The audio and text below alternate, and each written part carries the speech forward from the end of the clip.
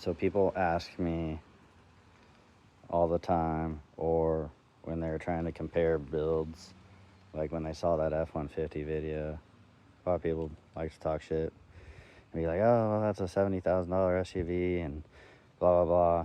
Well, I did look into those F-150s in the past, and when they're brand new, a single cab F-150 that gets supercharged at the dealership with a factory warranty was priced out to $70K. If you didn't get a single cab, it was like 10 to 20K more. And so back when I heard that, I was like, yeah, I'm not rich like that. I can't afford that. So back at the time, I think it was around the time I got my old M40i. And so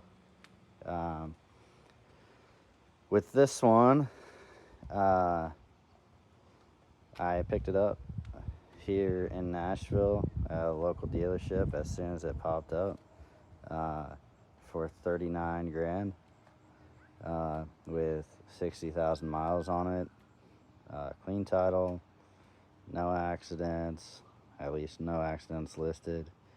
And then since then, all I've ever paid for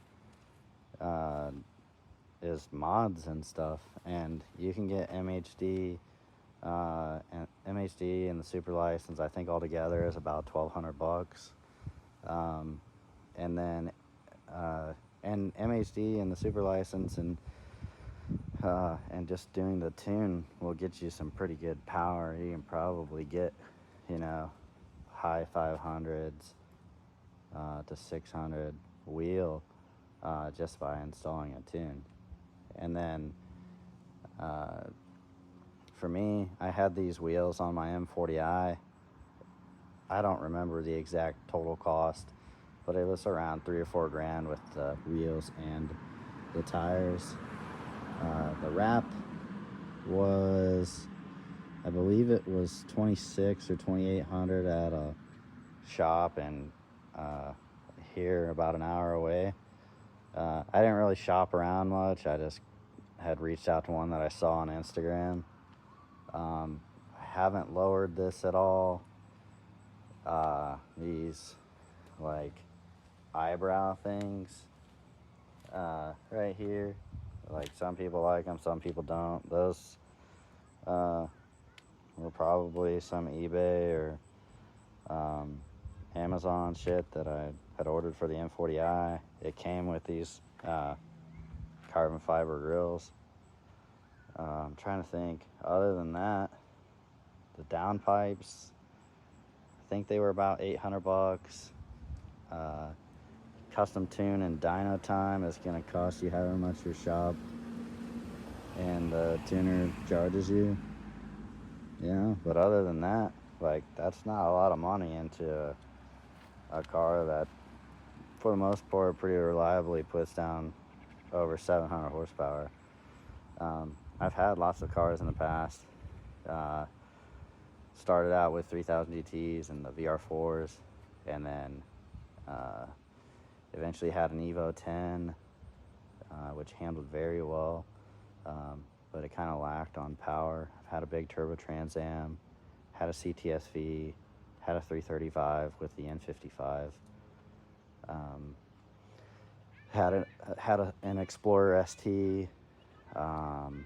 I'm feeling like I'm forgetting one or two, but generally that's the gist of it. And to me, this is like if the Evo were on steroids, with the way that it handles and whatnot. But then I remember the Evo, to me, it always felt like it had a little bit of a lack of low-end grunt.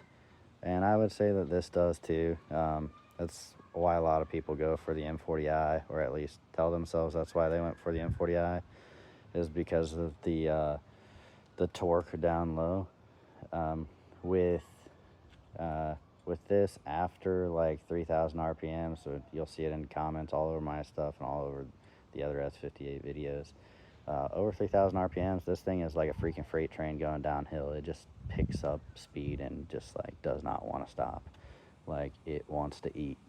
But down low, it doesn't have like that V8 like grunt and torque. So there's a lot of like lower powered V8 cars like Mustangs and stuff like that, where like they'll get the jump on me a little bit in a roll race, and then I quickly reel them in and dog walk them.